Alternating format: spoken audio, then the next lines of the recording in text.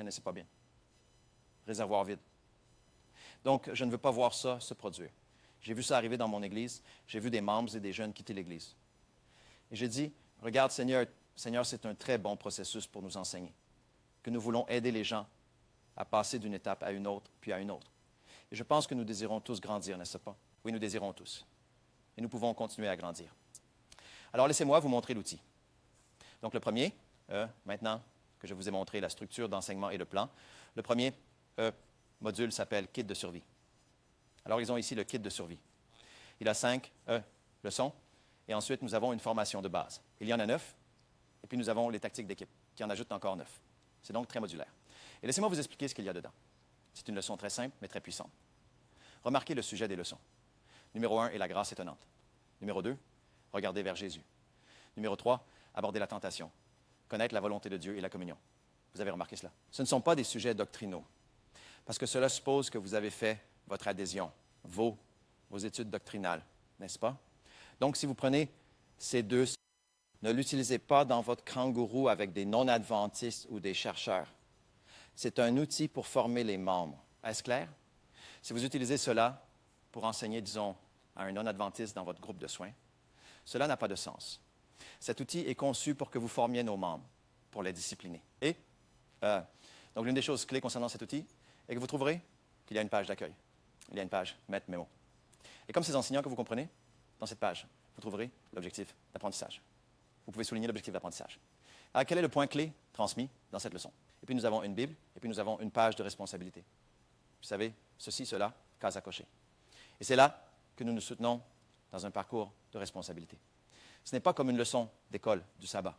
Nous allons effectivement mémoriser les Écritures ensemble. Une des choses que nous allons apprendre est à mémoriser les Écritures. Et vous allez, nous nous aiderons mutuellement dans ce parcours et cocherons que nous l'avons réellement fait. D'accord. Ensuite, nous avons une recherche biblique qui prend environ 20 minutes à faire et nous cochons que nous l'avons faite. Et puis, nous avons une application et nous cochons que nous avons fait l'application. Donc, c'est une recherche biblique, une question assez standard et un verset biblique, etc. Assez facile à suivre. Et puis, voici la clé. La suggestion pratique est là où nous appliquons ce que nous apprenons. Donc, la première partie du kit de survie, le premier module du kit de survie, est de nous apprendre à mémoriser les Écritures. Effectivement. Quand j'ai grandi dans l'Église adventiste, je n'aimais vraiment pas mémoriser les Écritures. Vous savez pourquoi? Il y a quelque chose qui s'appelle le 13e sabbat. Mon enseignante de l'école du sabbat me donnera une carte, un verset que je dois réciter devant, n'est-ce pas? Comprenez-vous? Vous recevez votre verset. Et ensuite, le 13e sabbat, ils vous font défiler ici devant. Vous faites votre chanson, et puis vous devez réciter votre verset, n'est-ce pas? Et le vendredi soir, vous savez quoi? Je prends cette carte, et je regarde une carte. Et je regarde un verset, et je fais ce qu'on appelle la mémorisation par cœur. M-E-M-O-R-I-S-A-T-I-O-N, par cœur. Donc, je me force, n'est-ce pas? Je me force à mémoriser, et puis ma mère me regarde et dit, « Fils, R, R, R. Ne mets pas la famille dans l'embarras. Ils te regardent tous à l'avant, n'est-ce pas? » Elle n'a pas vraiment dit ça, mais c'est le sentiment que j'ai eu, n'est-ce pas? Alors, arrivé le 13e sabbat, je viens devant, puis je régurgite tout ça, et ensuite, c'est oublié. Et je détestais mémoriser les Écritures. Alors, quand je suis arrivé au cours pour jeunes, j'étais tellement content. Aucun des jeunes ne mémorise les Écritures. On est enfin sorti de cette corvée, tu vois? Tu comprends? C'était le sentiment que j'avais. Je ne savais pas que, en fait, la mémorisation des Écritures est très importante dans le parcours chrétien. J'ai grandi en pensant que ce n'était qu'un fardeau, une corvée. Permettez-moi de vous demander, lorsque Jésus a été tenté dans le désert, comment Jésus a-t-il fait face à sa tentation? Il a dit 3 fois. Il est écrit, n'est-ce pas? Matthieu chapitre 4, la Bible dit, « L'homme ne vivra pas de pain seulement, mais de toute parole qui sort de la bouche de Dieu. » Amen. Maintenant, que dire du psaume 119, verset 11? Que dit-il? Cette parole que j'ai cachée dans mon cœur afin de ne pas pécher contre toi. Vous voyez? La mémorisation des Écritures. Si Jésus utilise la mémorisation des Écritures, alors, au fait, est-ce que Jésus avait un iPhone dans le désert pendant 40 jours pour faire défiler et trouver son verset? Avait-il un rouleau de la Torah qu'il faisait défiler pour trouver un verset dans le Deutéronome? Il ne l'avait pas. Il le connaissait ici. Maintenant, si Jésus en avait besoin sur terre, et nous pensons que c'est facultatif. Pas étonnant que nous vivions la vie chrétienne sans victoire. Nous avons l'impression d'échouer tout le temps. nous nous sentons sans cesse défiés. Vous savez, c'est un commandement dans les Écritures. Deutéronome chapitre 6, verset 6. Ces paroles que je te commande aujourd'hui seront dans ton cœur. C'est un commandement de Dieu. Ce n'est pas facultatif. Proverbe chapitre 7, versets 1 et 3. Mon fils, garde mes paroles, conserve mes commandements près de toi, attache-les à tes doigts, écris-les sur la table de ton cœur. Quand nous avons demandé à nos enfants de mémoriser les Écritures au départ, je veux vous dire une chose, parents. Je sais que vous avez fait un bon travail à l'école, à la maison, et en enseignant à vos enfants à mémoriser les Écritures. Mais vous savez, c'est quelque chose qui doit continuer. Tu dois continuer parce que c'est important dans notre parcours chrétien. Vous pourriez être chez vous à regarder la télévision en zappant entre les chaînes. Et puis est venu un programme qu'ils ne devraient pas regarder. Vous savez, les médias bombardent nos enfants de tous nos jours. Peut-être pas. Peut-être qu'ils surfent sur YouTube ou Instagram, quoi qu'ils fassent.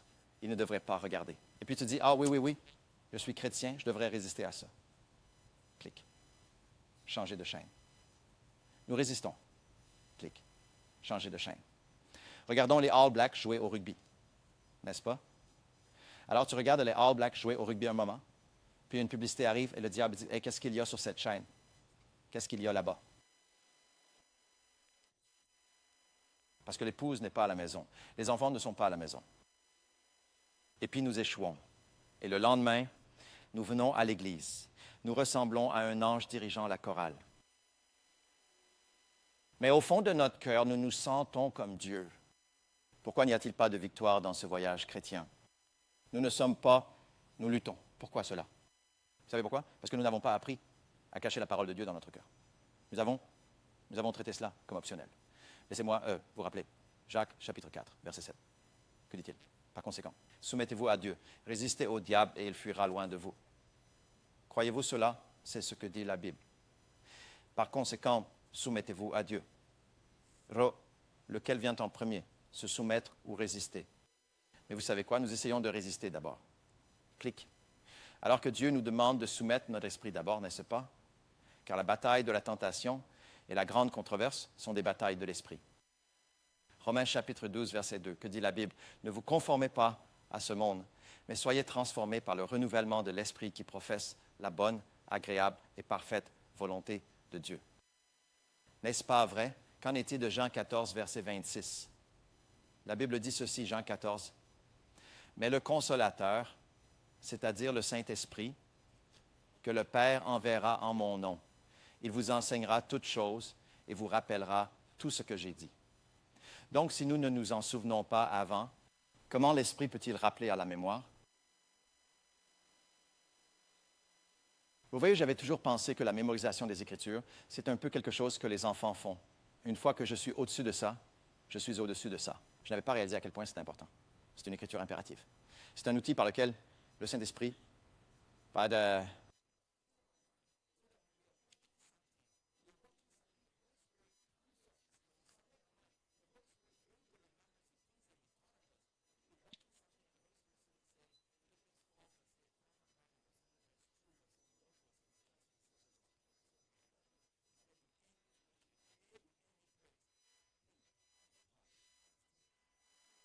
Esprit ramené à la mémoire. Juste un éclair dans votre esprit. Tu es tenté de faire cela, dit l'Esprit. Il y a du pouvoir dans la parole. Hébreux 4, 12. La parole de Dieu est puissante et aimante et plus tranchante qu'une épée à deux tranchants. L'Esprit veut travailler avec nous, mais nous devons être capables d'ouvrir nos cœurs pour laisser l'Esprit travailler en nous. Et la parole s'est faite chair et a habité parmi les hommes, afin que la parole puisse demeurer parmi nous. C'est pourquoi la mémorisation des Écritures. J'ai vu de nombreux outils de discipulat là-dehors, et ils rendent la mémorisation des Écritures seulement optionnelle. Dans notre cas ici, nous ne le faisons pas. Nous en faisons une pratique spirituelle importante par laquelle nous voulons que nos membres passent. Et pas seulement les jeunes, mais aussi les vieux. Certaines personnes disent, Johnny, mais non, c'est trop difficile. Vous savez, j'ai plus de 70 ans, je ne me souviens même pas où j'ai mis la clé de ma maison. Alors comment pourrais-je mémoriser ce genre de choses, Johnny? Je sais, c'est vrai, ce n'est pas facile. Et voici la chose, les gars. Cet outil vous apprendra à ne pas mémoriser les Écritures par un processus de mémorisation par cœur.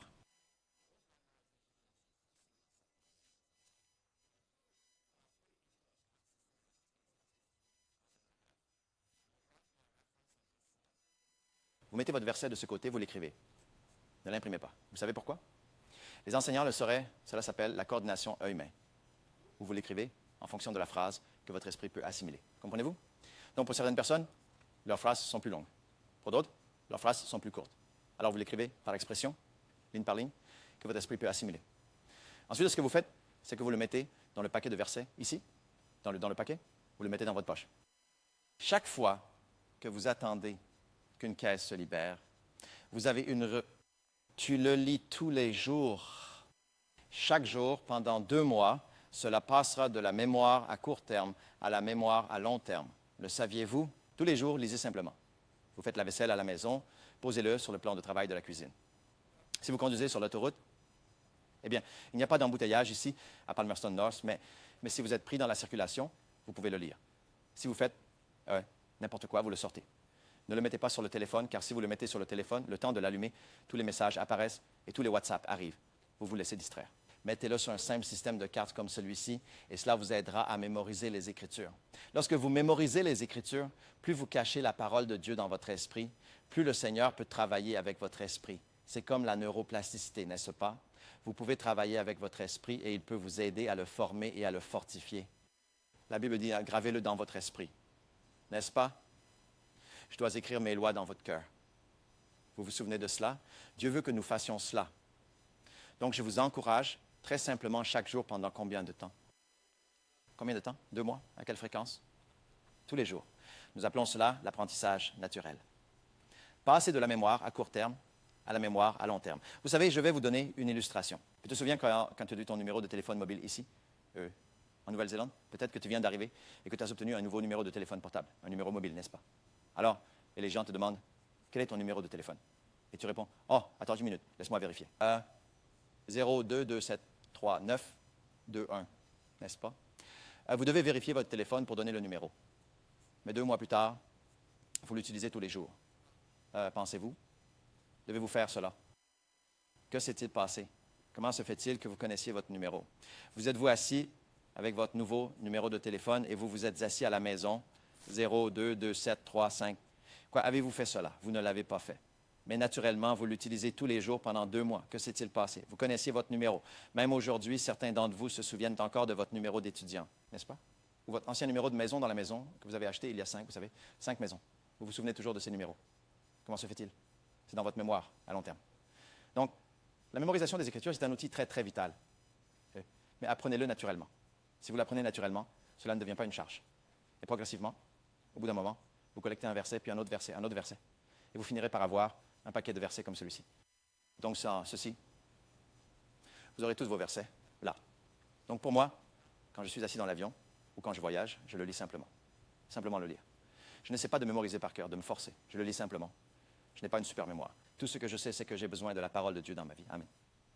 Combien d'entre vous disent, Seigneur, j'ai juste besoin que la parole de Dieu revienne dans ma vie. J'ai besoin de cette discipline. Je dois revenir à cette pratique.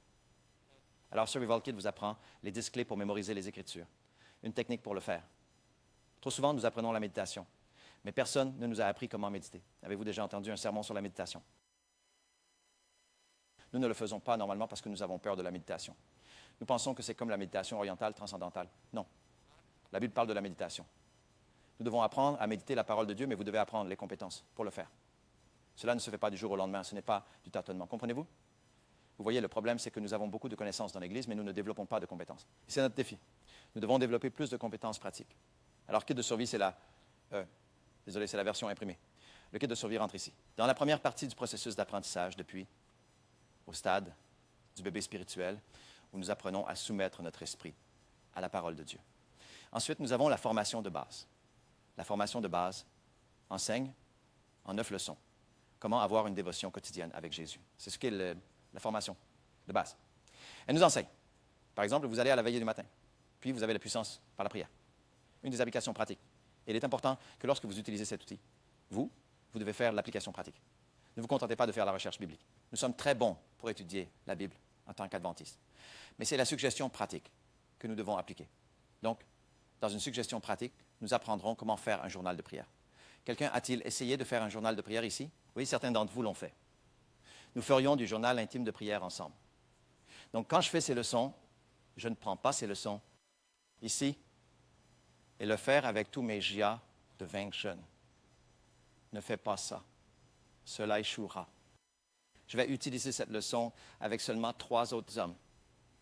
Ma femme le fera avec 3 autres dames. Tu sais pourquoi? Parce que la réunion n'est pas un exercice cognitif.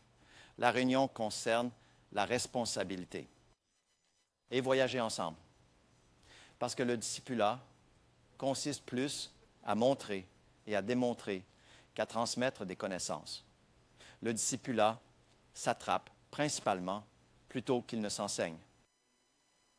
Quand vous avez un petit garçon et que vous voulez lui apprendre à nager, vous dites, « Garçon, viens dans mon bureau. Regarde 10 vidéos YouTube, garçon. Regarde toutes les 10 vidéos YouTube sur comment nager.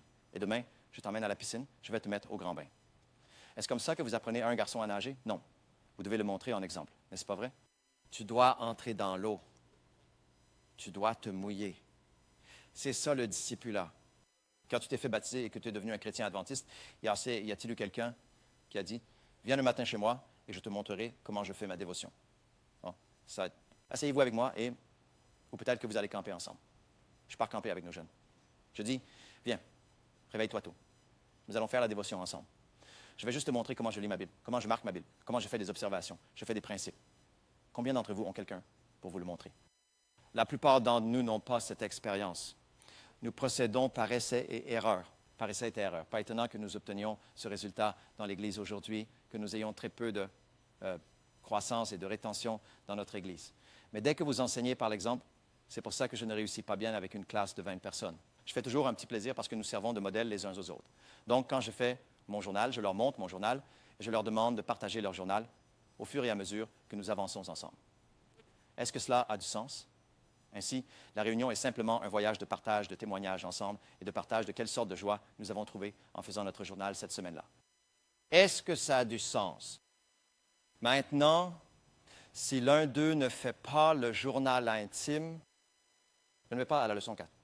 Nous ne continuons pas, parce que ce n'est pas une leçon d'école du sabbat que vous terminez. Une semaine est passée. Nous passons à la suivante. C'est déjà fait et bouclé. Ce n'est pas une leçon d'école du sabbat.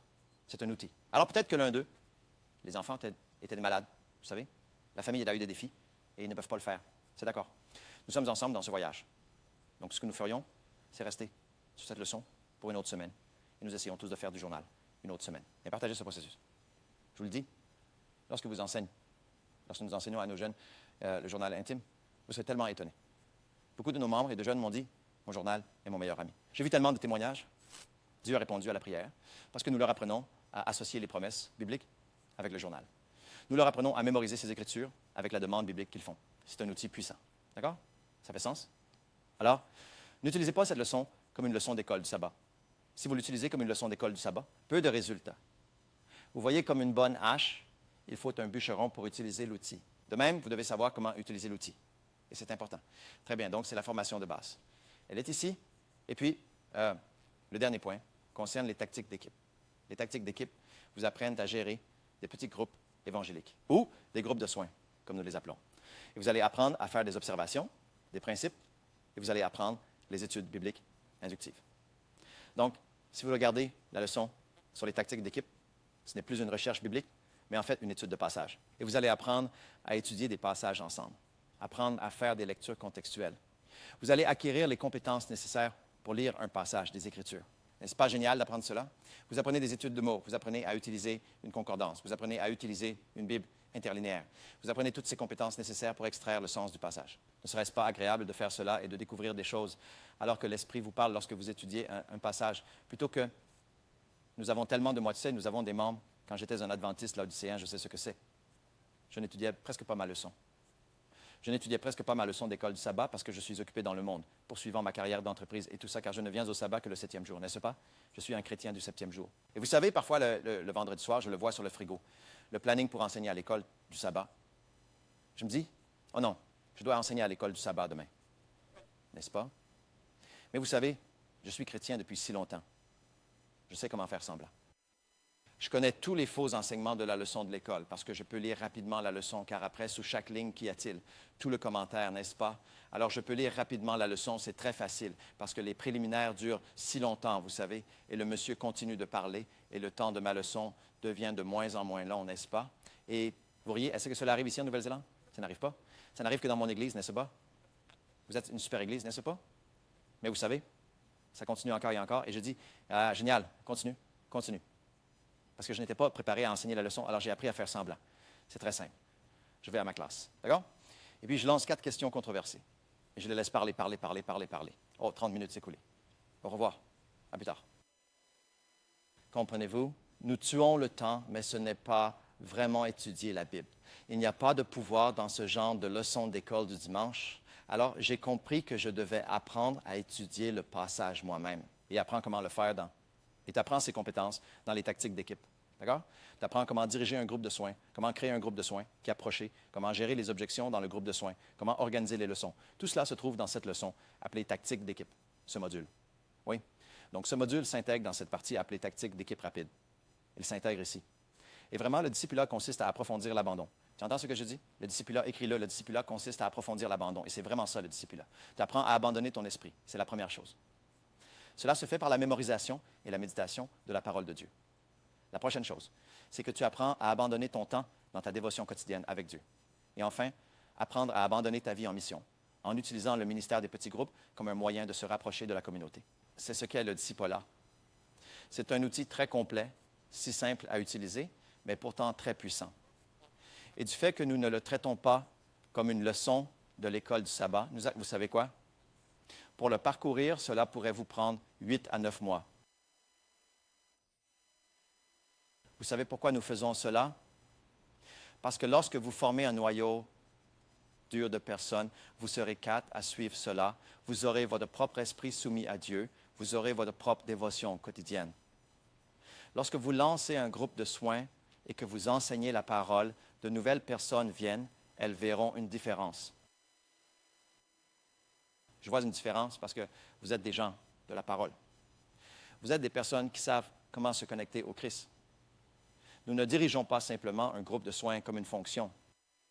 Je vous dis, il est très facile de lancer un groupe à domicile comme une fonction. Mais de nouvelles personnes arrivent. Elles ne voient pas le Christ en vous, l'espoir de la gloire. Elles voient que vous n'avez pas de victoire. C'est comme nous. Pas de victoire dans le monde. Comprenez-vous? Elles ont besoin de voir par votre vie, pas par autre chose. À ceci, tous les hommes sauront que vous êtes mes disciples si vous avez de l'amour les uns pour les autres. C'est ce qu'ils doivent dire. Alors, c'est le processus que nous suivons. Donc, si vous regardez le kit de discipulat, vous pouvez obtenir cette ressource de ce site web, fast.est, www.fast.est. Nous ne possédons pas cette ressource. Elle appartient aux pasteurs aux États-Unis. C'est un ministère appelé FAST. Il est actuellement le directeur de la formation de la conférence d'Indiana et des centaines d'églises dans le monde entier l'ont utilisé. Et c'est aussi traduit dans de nombreuses langues dans le monde. Donc oui, c'est disponible en tagalog, en chinois, en français, en de nombreuses langues dans le monde.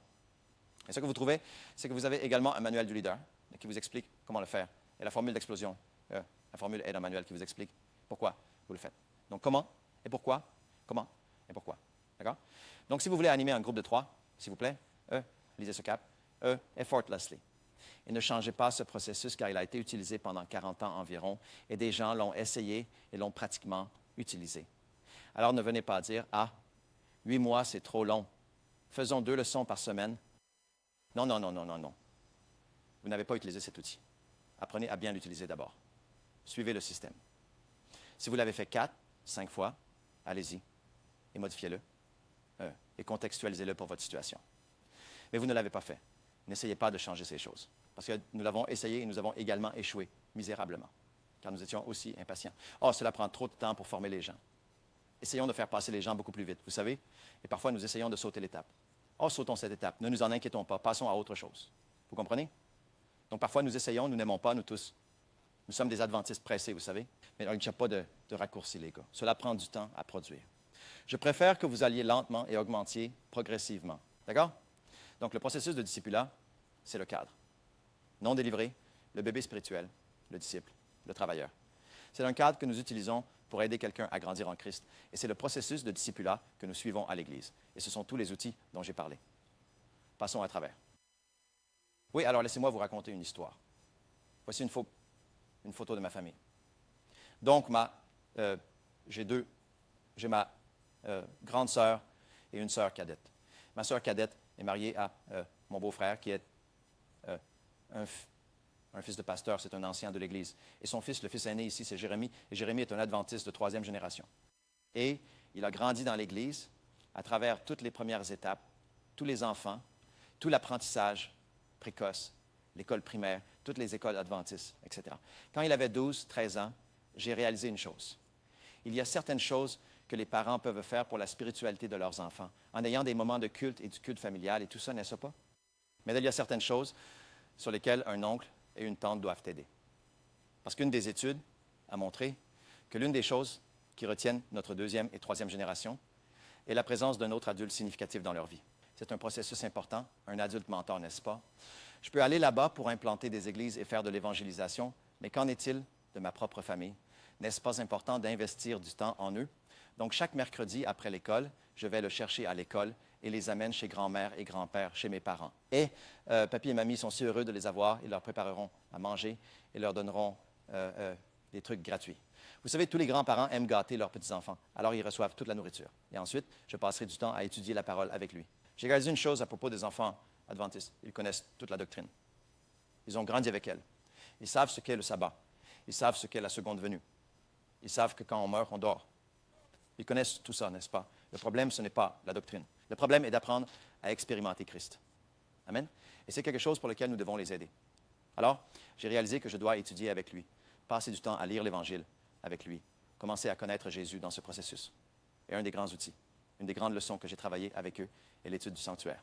Le sanctuaire est une leçon incroyable pour aider les enfants à voir Christ, car plus vous cheminez à travers le sanctuaire, de l'autel à l'entrée de l'Est jusqu'au lieu très saint, plus vous voyez Christ, parce que chaque élément du sanctuaire est Jésus-Christ. Amen. Alors, passez par une étude biblique et ensuite clarifier la doctrine. Il s'est fait baptiser, non? Il s'est fait, le voilà. Il s'est fait baptiser, et puis après son baptême, ce n'est pas la fin. Je le rencontre encore chaque semaine pour continuer le discipulat. Alors, nous allons traverser cela ensemble. Lui apprendre à mémoriser les Écritures, lui enseigner à avoir une vie de dévotion, et lui apprendre à étudier les passages et à faire des études inductives en faisant des observations, des principes et des applications sur un passage. Quand il avait 15 ans, il y avait un culte pour les jeunes dans son église.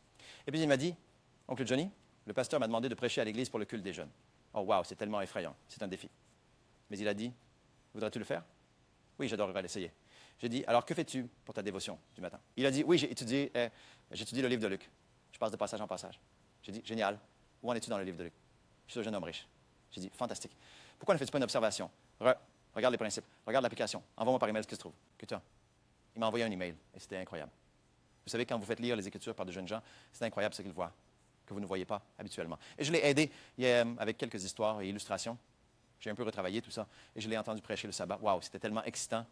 Ensuite, nous apprenons les tactiques en équipe. Nous apprenons à mettre en place des groupes de soins. Et il me dit, « Oncle Johnny, je vais dans un lycée adventiste. 70 70 ne sont pas des enfants adventistes. Comment se fait-il que nous n'ayons pas de groupe de soins ici? » J'ai dit, pourquoi ne pas en commencer un? Alors, c'était année 11, année 10, année 11. Il a rassemblé ses 3 amis et il les rencontrait après l'école. Les 3 garçons, les 3 amis après l'école, et il passait en revue et partageait avec eux son nœud, un passage, l'observation, les principes applicables, et il enseignait à ses 3 amis. Et puis, il a demandé aux 3 amis d'animer des groupes plus petits. Vous comprenez? Donc, il leur enseigne le 20. Et ensuite, le 20, vendredi soir, il les rassemblera. Maintenant, cela n'est pas organisé par l'aumônier. C'est organisé par l'enseignant de l'école. Le principal a été très gentil d'ouvrir la salle pour qu'ils puissent venir. Et au départ, environ 10-15 enfants ont commencé et plus d'amis ont décidé de venir. Et mon neveu préside cette réunion et ils chanteront ensemble. Et regarde la foule qui est venue. La majorité sont des enfants non adventistes dans un adventiste. Et ceci est organisé par les jeunes eux-mêmes. Et après cela, ils se divisent en groupes. Et ils ont des groupes de soins dans les différents groupes, avec des études bibliques. Regardez ce qu'ils ont dans les mains. Qu'est-ce qu'ils ont dans les mains? Des Bibles, pas des appareils, pas des équipements de jeu. Ils étudient la parole de Dieu. Amen? Alors, il enseigne à ses amis, et donc il est l'un de ses amis. Maintenant, il enseigne. Les amis enseignent aux autres amis. Vous voyez ce qui se passe ici? Nous avons des jeunes que vous formez.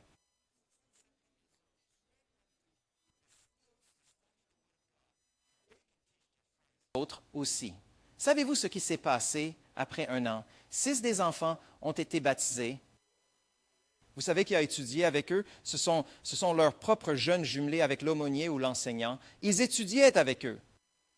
Un an plus tard, après un an, il m'a dit, il était maintenant en terminale. Il a dit, Oncle Johnny, nous avons beaucoup de gens d'église du dimanche dans notre école, d'autres chrétiens, mais ils ne connaissent pas les prophéties bibliques. Nous devons leur enseigner le message des 3 anges.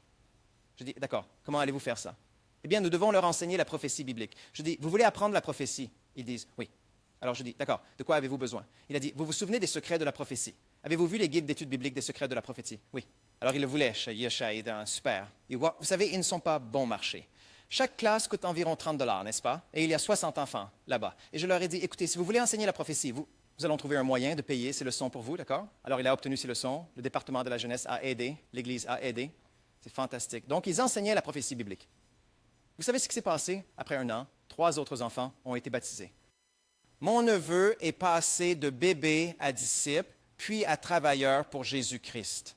Après l'année 12, il a reçu une offre d'une bonne université, en fait, mon ancienne alumni, mon ancienne école, pour suivre un cours de santé. Et il m'a dit, et à ses parents, je ne veux pas faire ça. Je veux être pasteur. Donc, mon neveu, au lieu d'aller à Avondale pour étudier, il a fait des études à distance. Vous savez pourquoi? Il a dit, je ne veux pas aller là-bas et être bloqué pendant quelques années. Je veux planter une nouvelle église.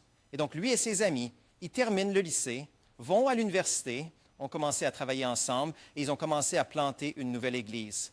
Aujourd'hui, mon neveu a obtenu son diplôme d'Avondale, il est stagiaire et il a planté une église.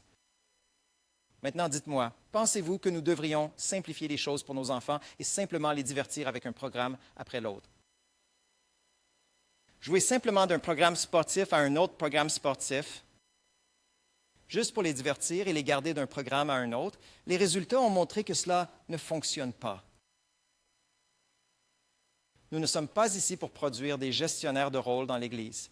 Nous sommes ici pour produire des disciples de Jésus-Christ. Amen.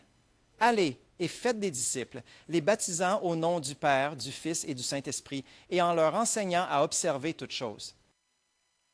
Il n'y a pas de raccourci, frères et sœurs. Pourquoi nous avons un taux de rétention plus élevé que la plupart des églises? Tellement que nous avons des voyages d'études de pasteurs du monde entier qui viennent apprendre. Et nous avons des gens d'Allemagne, d'Europe, de Corée, d'Asie. Nous avons même des dirigeants de conférences générales qui viennent voir le système que nous utilisons ici. C'est tellement ennuyeusement simple, mais pourtant les gens ne veulent pas y retourner. Nous voulons des méthodes contemporaines sophistiquées, alors qu'en réalité, c'est si simple.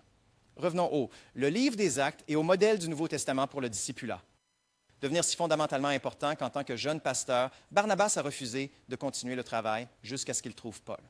Paul a refusé de faire le travail jusqu'à ce qu'il trouve un Timothée. Refuserez-vous de faire ce ministère tant que vous n'aurez pas trouvé quelqu'un pour le discipliner avec vous? Mais nous n'avons pas le courage de prendre cette décision.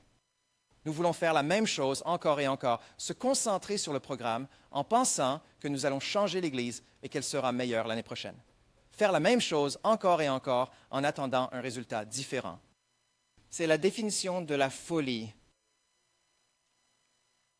Mes amis, je vous en supplie, revenez à l'essentiel, d'accord? Bon, mon temps est écoulé, mais je veux vous dire une chose. Beaucoup de choses que vous avez ici, vous pouvez les apprendre en ligne. Nous avons mis en place un programme de formation. Ah, je vais passer tout ça. Nous avons mis en place un programme de formation auquel vous pouvez accéder. Et j'aurais aimé pouvoir vous raconter plus d'histoires, mais oui, Dieu bénit ce travail. Peut-être ceux d'entre vous intéressés, procurez-vous le livre Business Unusual. Celui-ci explique le concept derrière les 7 compétences que nous avons dans notre Église, et c'est ce que j'ai écrit il y a quelque temps pour partager avec vous les principes de la croissance de l'Église que nous avons repris du modèle du Nouveau Testament. Rendez-vous au bureau d'Amazing Fact à Brisbane. Vous pouvez l'obtenir là-bas ou vous pouvez aller en ligne sur Amazon, le rechercher et vous pourrez le trouver. Si vous voulez apprendre à faire du discipulat, c'est une excellente ressource, pour faire de la formation pour le ministère personnel, comment donner une étude biblique, comment visiter, etc. C'est l'autre ressource que je vous recommanderais. Et puis, pour ceux d'entre vous qui souhaitent apprendre en ligne, il y a un outil que vous pouvez apprendre en ligne, et cela s'appelle AFCOE, Centre d'évangélisation Amazing Facts. Je suis le directeur d'AFCOE et nous formons les gens depuis chez eux. Et donc, vous allez sur afcoe.org. Wow. Si vous êtes intéressé à en savoir plus à ce sujet, dimanche matin à 11 h, je vais organiser une session Zoom et vous pourrez obtenir plus d'informations à ce sujet. Oui. Donc, si vous allez à ceci, laissez-moi jouer ceci et vous pouvez écouter. Voyons si le volume peut augmenter, les gars. Quand tu es prêt, fais-le-moi savoir. Oh, désolé.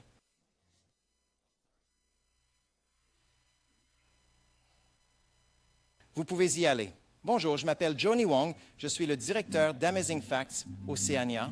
Je veux vous parler d'une initiative excitante appelée AFCO à la maison. Peut-être êtes-vous un pasteur ou un membre qui dit avoir besoin d'être formé pour être plus efficace dans l'accomplissement de l'œuvre de Dieu. Mais, vous savez, le défi est que le programme de formation a été sporadique. Il a été difficile à planifier en raison de l'emploi du temps chargé des membres. Peut-être a-t-il également eu lieu de façon ponctuelle ici et là. Mais comment formons-nous systématiquement nos S?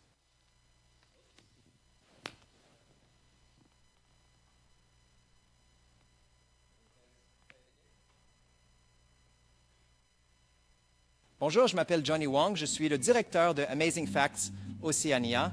Je veux partager avec vous une initiative passionnante appelée AFCO at Home.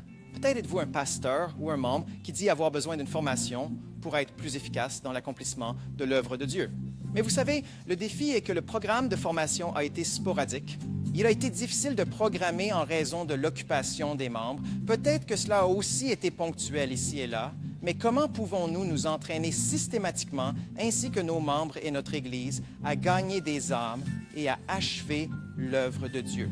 Peut-être pourriez-vous être un membre pensant. Je suis dans l'Église depuis un moment. J'ai des amis qui me demandent Bible et je ne sais pas comment la partager efficacement. Eh bien, mes amis, il y a une solution. Cela s'appelle AFCO at Home. AVCO. At Home est une méthode systématique où vous pouvez apprendre, module par module, compétences pour gagner des âmes pour Christ et terminer son œuvre. Vous apprendrez les modules relatifs à l'évangélisation, au ministère personnel, aux petits groupes. Vous apprendrez sur l'évangélisation par la santé. Vous pouvez l'apprendre à votre propre rythme et chez vous, dans votre propre Église locale, et l'appliquer immédiatement dans votre Église locale.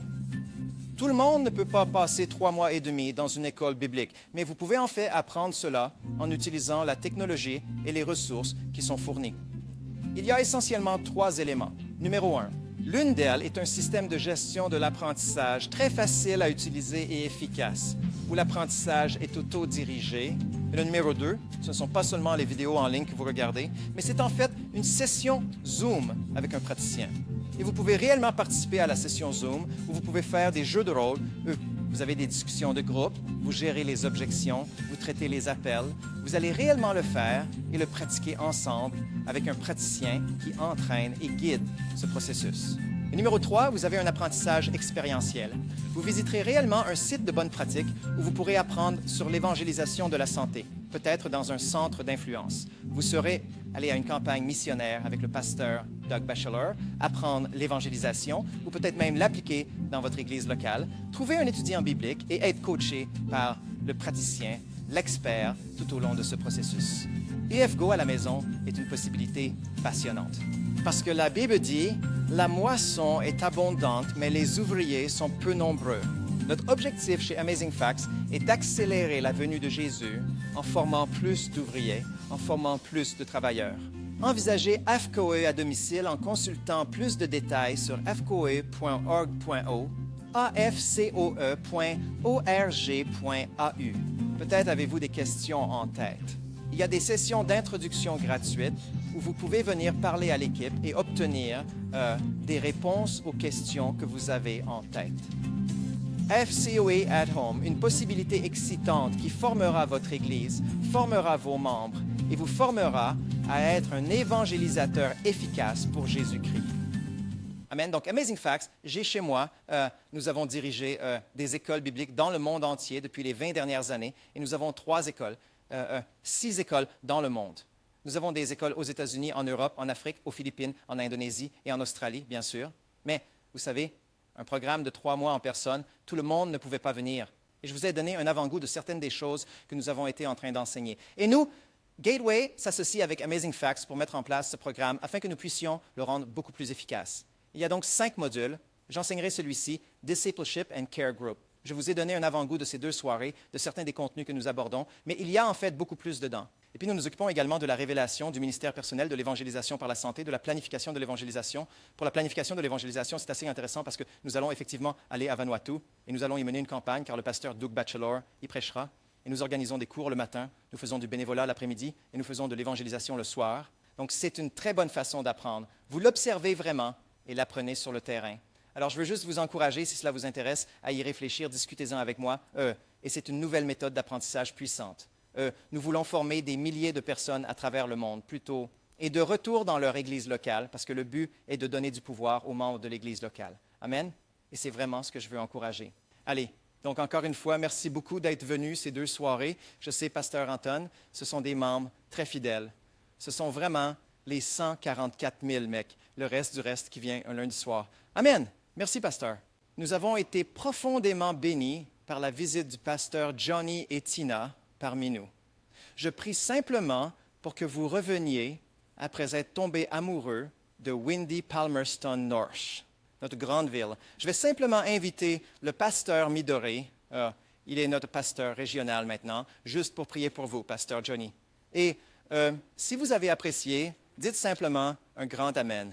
Je ne pense pas que nous ayons jamais eu autant de monde un lundi soir. Il ne doit rien y avoir à la télévision. Midori vient. Tina, veux-tu nous rejoindre? C'est super. Continuez à prier pour leur ministère, s'il vous plaît. Un grand merci à ceux qui sont venus de Danvirk, par la route de Kapiti, Failding, Wanganui, la région de Hawke's Bay, Masterton. Nos amis Samoans, Philippines, merci beaucoup d'avoir fait de cet événement une bénédiction pour nous tous. Alors Midori, fais une prière. Demain, il rencontrera les pasteurs. Et quelques reconversions auront lieu demain. Inclinerons simplement nos têtes pour la prière. Père Céleste, nous voulons simplement nous présenter devant ton trône de grâce. En cette heure, nous voulons te remercier pour ton amour et ta bonté. Nous vous remercions, Seigneur, pour l'opportunité d'être ici ce soir. Et nous voulons particulièrement vous remercier pour Johnny et sa charmante épouse d'avoir pris le temps de passer ces 2 dernières nuits avec nous. C'est des choses qui sont très importantes pour nous ici, Seigneur, et comment nous pouvons faire croître ton Église et ton royaume ici, dans cette partie du monde. Et nous avons tellement appris. Il y avait tant à assimiler, mais en même temps, Seigneur, nous sommes rappelés que la croissance et le succès de notre travail et des églises ici ne dépendent pas de plus d'efforts ou de programmes, mais de cette connexion avec toi et de la manière dont nous montrons cette vie que nous avons avec toi aux autres. Nous voulons simplement te remercier, Seigneur, pour Johnny et son ministère. C'est un homme occupé, mais il s'est rendu disponible pour être avec nous cette semaine et nous voulons juste te louer, Seigneur, pour tout ce qu'il fait. Et nous prions, Seigneur, que les mots et l'Écriture et les choses qui ont été partagées durant les 2 dernières nuits, Père, que nous puissions les prendre à cœur, que nous puissions prier à ce sujet et comment nous pouvons nous améliorer en tant que tes disciples afin que nous puissions faire plus de disciples pour ton royaume. Donc, nous te remercions encore. Nous avons commencé cette semaine avec toi et nous voulons la terminer de la même manière. Et, Père, nous prions pour tous nos gens qui sont ici ce soir et nous te demandons d'être avec nous d'une manière spéciale alors que nous partons d'ici. Que nous continuerons à nous reposer en Jésus dans tout ce que nous faisons. Nous te remercions, nous t'aimons et nous demandons ton pardon. Au nom de Jésus, nous prions. Amen. Amen. Non, je sais. Un grand merci à Carl et James et Namani qui s'occupent de notre bureau ce soir. Voyagez en toute sécurité. Ne vous endormez pas. Et Warren Strawbridge. Warren, lève-toi rapidement. C'était l'idée de Warren d'inviter Johnny, alors tape-lui dans la main quand tu le verras plus tard. Merci, Warren. Une dernière chose, j'ai remarqué que beaucoup d'entre nous prenaient des photos. Johnny a gentiment mis ces diapositives à notre disposition. Donc, ce que nous ferons, c'est les récupérer à l'arrière et les envoyer au